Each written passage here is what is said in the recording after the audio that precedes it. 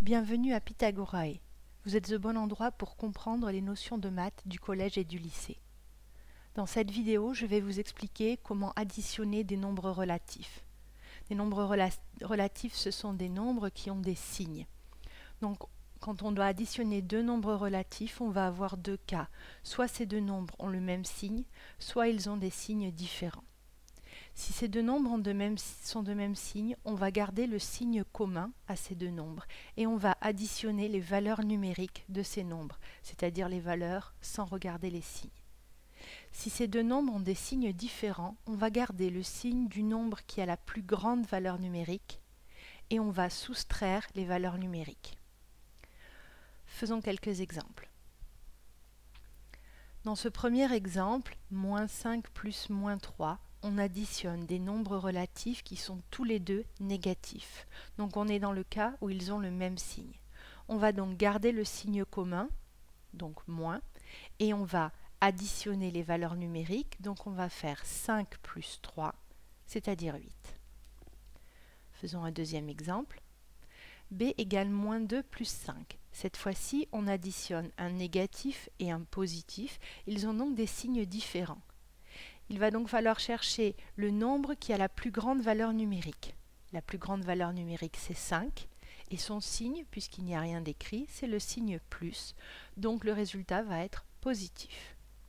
Maintenant, on doit soustraire les valeurs numériques, c'est-à-dire qu'on va faire 5 moins 2 et on obtient 3. Pour l'exemple suivant, 3 plus moins 4, à nouveau, on a deux nombres qui n'ont pas le même signe, puisque 3 est positif alors que moins 4 est négatif. On va donc garder le signe du nombre qui a la plus grande valeur numérique. La plus grande valeur numérique entre 3 et 4, c'est 4, donc on va garder le signe moins, et on va soustraire les valeurs numériques, donc on va faire 4 moins 3, on obtient 1. Pour le dernier exemple, on va faire une suite d'additions de nombres relatifs, donc avec des nombres positifs et des nombres négatifs.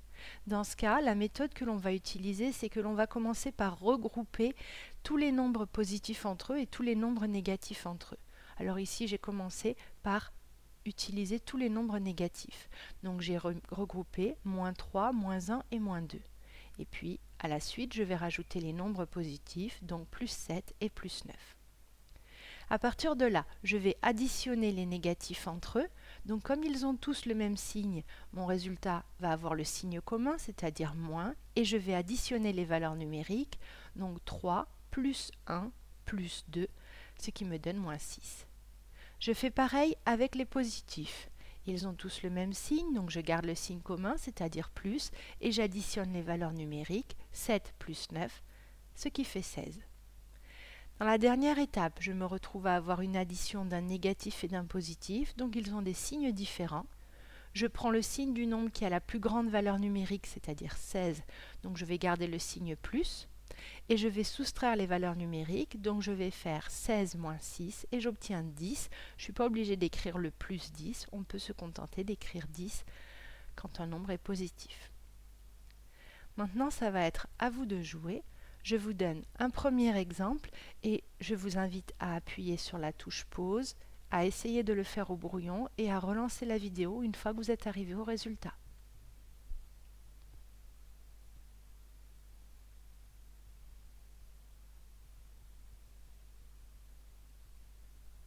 Alors pour ce calcul, on additionne deux nombres qui ont des signes différents.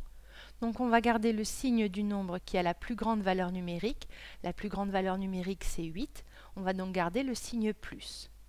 Et on va soustraire les valeurs numériques, donc on va faire 8 moins 2. 8 moins 2, ça fait 6. On doit donc avoir trouvé plus 6, ou bien 6 tout court, qui veut dire la même chose. Deuxième exemple. Je vous laisse appuyer sur pause et y réfléchir.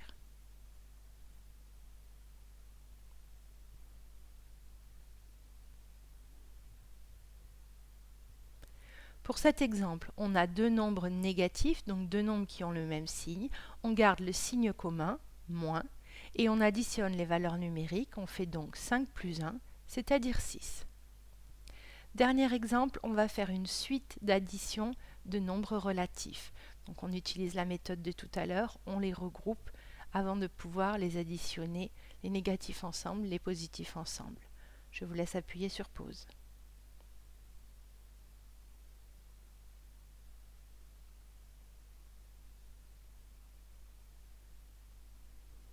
Alors ici, j'ai commencé par écrire les positifs, donc 3 plus 5 plus 7, et ensuite les négatifs, ça ne change absolument rien si on le fait dans l'autre sens.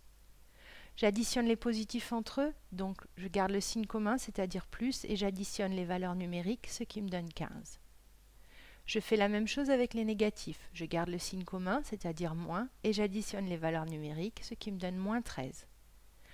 À la dernière étape, j'ai une addition avec des nombres qui ont des signes différents. Donc je garde le signe du nombre qui a la plus grande valeur numérique, c'est-à-dire 15. Donc mon signe sera positif.